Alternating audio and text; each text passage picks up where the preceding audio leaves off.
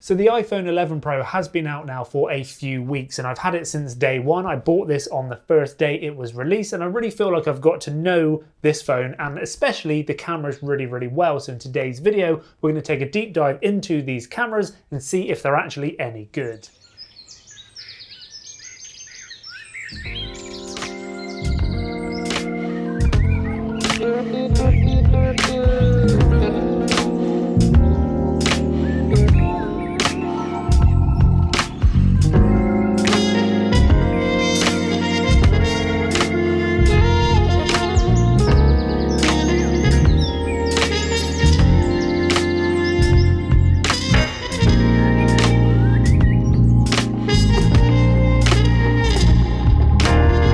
Yes, everything you just watched then was filmed off of the iPhone 11 Pro using these three cameras on the back, and as you could just see, it does look absolutely incredible, the footage and the quality you get off of these cameras, and everything which I just filmed then was using the native camera app on this phone, and I didn't do any color correction or anything like that, so you could really see what it looks like coming straight out of this phone. So there's obviously things I like, there's things I really like, and then there's things I really don't like either, which I'll explain in today's video.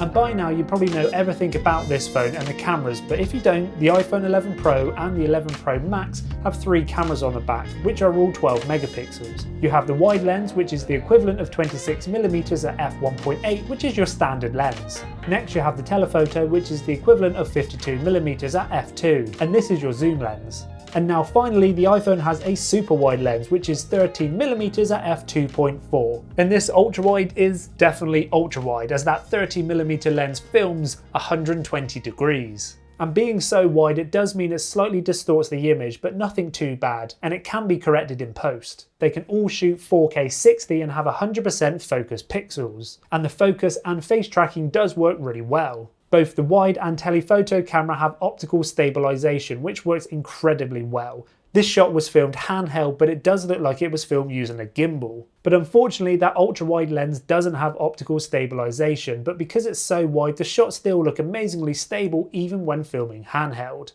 And the front-facing camera has also had an upgrade as well, from 7 megapixels to 12 megapixels, and it can now shoot up to 4K 60, and this is what the audio sounds like using that front-facing camera. And it will automatically go wider if you put the phone in the landscape position, as it probably thinks that you're going to be taking a group selfie. And talking of selfies, Apple has now introduced a new term called Slowfie. I never want to say that word ever again, but the front-facing camera can now do slow motion. So if you ever feel the need to do a selfie slow motion video, then that's now an option. Okay, look, let's face it, the quality and the colours of these cameras are really great and very consistent and look very natural and not oversaturated or sharpened. I mean, let's take this shot for instance. You can really see how well it copes with those highlights and the shadows, and it still makes things look really natural and not over HDR'd. And the consistency when switching between cameras is fairly good, but there is a slight difference in quality and colour, but overall they all look really great. I just wish that the white balance would lock so there isn't this colour shift when switching between lenses. And talking of switching, you can now zoom and change between the lenses, and this is where you can start to see a slight shift in the colour and the quality of these lenses. But nothing too drastic stands out, and I like that this is now an option. But one thing to point out here is when you're filming, you can only zoom to change the lenses when you're shooting at 4K 30 and under. This does not work at 4K 60, which is a big shame. So when filming at 4K 60, it just seems to digitally zoom into that specific lens you are using. Also, in the settings, if you turn on lock camera, this will not automatically switch between those lenses, no matter what size or frame rate you are filming in. So if you want to automatically switch between those lenses, make sure you have this disabled. But talking of zooming in whilst filming, this can now do audio zoom. Which means when we zoom in whilst filming, it will also try to zoom in on the audio as well. So you should hear some background noise at the moment, but if we zoom in, then there should be less background noise and my voice should be more crisper and clearer, even though there's not really any background noise here today. Something else new on the 11 is that it now has night mode, which allows you to take pictures at night. This feature automatically switches on when it detects the scene has low light, but you can switch it off if you don't want it to be used at all. You can then choose how long you want the exposure to determine how bright you want the image. Usually it's around 3 to 5 seconds, But the longer that exposure, the more noise you're going to introduce into the image. And this is really cool to see at work as it exposes the image in real time, and it reminds me of an old Polaroid picture. I just wish night mode was an option I could turn on or off, rather than having to wait for it to automatically appear. And here you can really see the huge difference night mode makes. And I like the fact that it doesn't over-process the image, it doesn't boost the shadows too much or introduce too much noise. It seems to be quite a natural looking shot. And like I said just now, I just wish that night mode was an option I could turn on or off, so I could actually turn it on in a daytime scene and get a long exposure image. So if we added things like an ND filter to the front of it, we could get some incredible looking shots. And also a little side note, the flash on this phone is a lot brighter than previous models, so that kind of helps in nighttime shots as well. So let's now talk about the portrait mode, which works on both the wide lens and the telephoto lens. Edge detection seems to be a lot more accurate and definitely gives a nice natural roll off. If you press the F, you can then choose the f-stop of the picture, which will change the bokeh, which is the blurriness of the background. But you really don't need to worry about doing this when taking a photo, as all that data is stored within the image. You can then edit the picture and choose the f-stop or the blurriness that you actually like. And you can even change the portrait mode after you've taken the picture as well, which is really cool to see, but it's something which I've never actually really used or played around with. And portrait mode is now no longer just for people. You can take portraits of other things, for instance, your pet, but that's kind of easier said than done.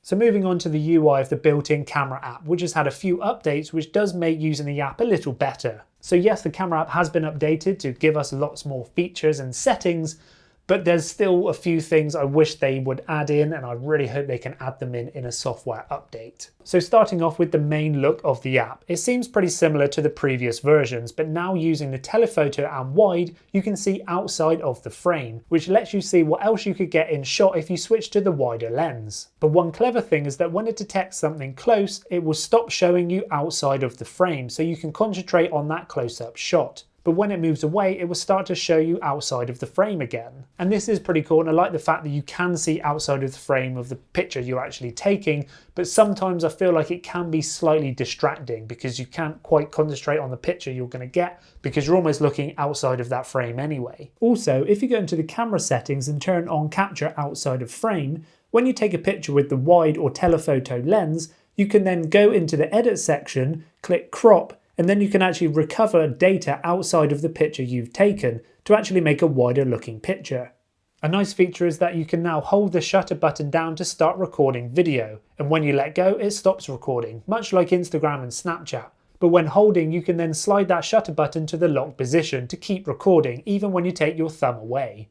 If you press the shutter button and slide to the left, this is now how you take burst photos. And I really like that they've added this feature into the camera app now, because no matter where you are in that camera app, you can quickly and easily capture some video. You no longer have to swipe over to the video, then press record. You can literally just hold that shutter button down no matter where you are in that camera app. And in the camera app, you will notice that there is a little arrow. If you press this or slide your finger across the screen, you will get some extra settings and options. In photo mode, you will see the flash and live mode always visible on screen, and the night mode will appear when in low light. But in the extra options, you can find things like aspect ratio, timer, and filters. But when we go into video mode, for some reason, there really isn't many options at all, and this is where I'm slightly disappointed. I mean, all you seem to be able to do is turn the flash on or off. Why isn't there any other options for me to choose from? Why can't I choose if I want HDR video to be on or off? Why can I not choose the white balance or the exposure of my image? And why can I not change the frame rate? The top left shows me the quality and the frame rate I'm filming at,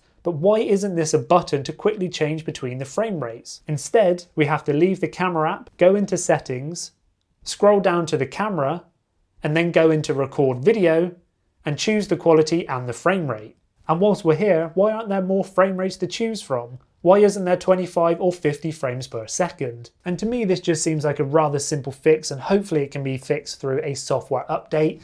I don't know if they ever will, but I just kind of wish that they did. And also, whilst I'm kind of going off on one a little bit at the moment, I wish that they would offer us a raw version of pictures. At the moment we have to use their HEIC formats.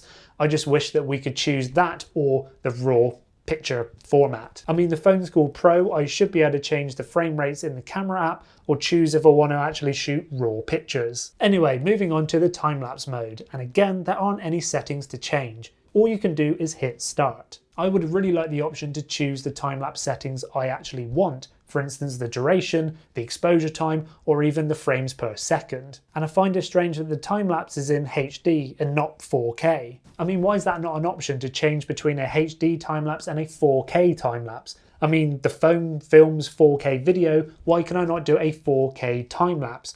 Just having these options would make it so much better and a better user experience. Also, something which would be really cool if they did add is a night mode time-lapse. To be able to do a night sky time-lapse on my phone would be incredible, to choose the exposure time and do a really nice long nighttime time-lapse. It does night mode and it does time-lapse. Why not be able to put both of those things together?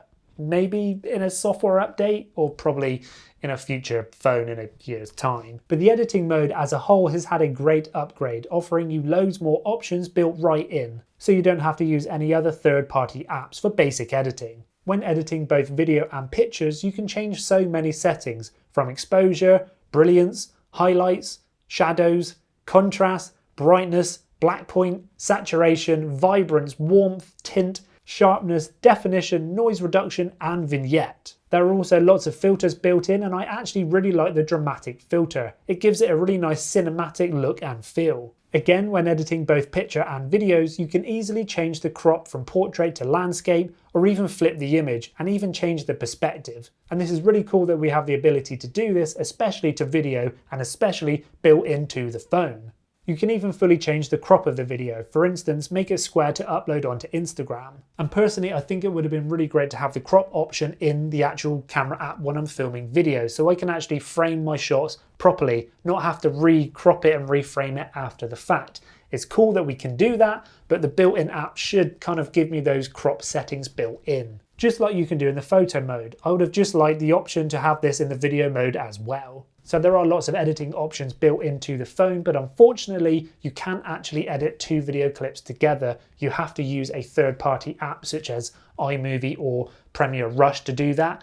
If they added the feature to be able to edit multiple video clips together to make one video, that would be a really cool feature to add into the editing side of the phone. So overall, I really do like this phone. The quality, what you can get out of it is fantastic, and the options which has got built into it now compared to previous models is really great. Again, it does have its limitations, and I've obviously expressed my kind of thoughts on a few of those things, and I really hope they do update the software or in future models to be able to do those things which I spoke about in this video. But overall, I am kind of blown away by the images and the quality from these cameras. And I think the main disappointing thing for me is the name they chose, the iPhone 11 Pro or the 11 Pro Max. If they didn't put Pro in the name, I don't think I would be as annoyed. If you've put Pro in the name, I want to be able to do Pro things like change the frame rate or choose my white balance built into the actual camera app and shoot raw pictures. I just don't seem to be able to do the Pro things I actually want to do in this phone. So if we ignore the name Pro, then yes, I think this is an incredible piece of kit. And like I said, the quality and the images are fantastic. But if you do want to up your smartphone videography, I would highly recommend getting a third-party app such as Filmic Pro. This app gives you so much extra control over the native camera app. And now we get to that final question. Should you upgrade to the iPhone 11 Pro?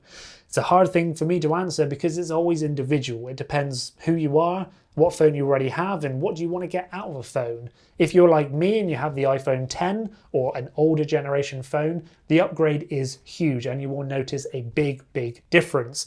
I just love the fact that it's got a higher res screen, a better battery life, and better camera quality, and an extra camera as well. That was the biggest selling point for me. So if you're not really interested in a better camera, a higher res screen, or a bigger, better battery life, then maybe you just want to go with the iPhone 11, the base model, rather than the Pro version. If you want to get a bigger battery life again and a slightly bigger phone, then I'd recommend the 11 Pro Max. But that's enough from me today. I appreciate this has probably been a very long video, and if you've watched all the way to the end, thank you so much for hanging out with me today. If you have, please give it a big fat thumbs up as it makes a huge difference, and hit that subscribe button if you haven't already.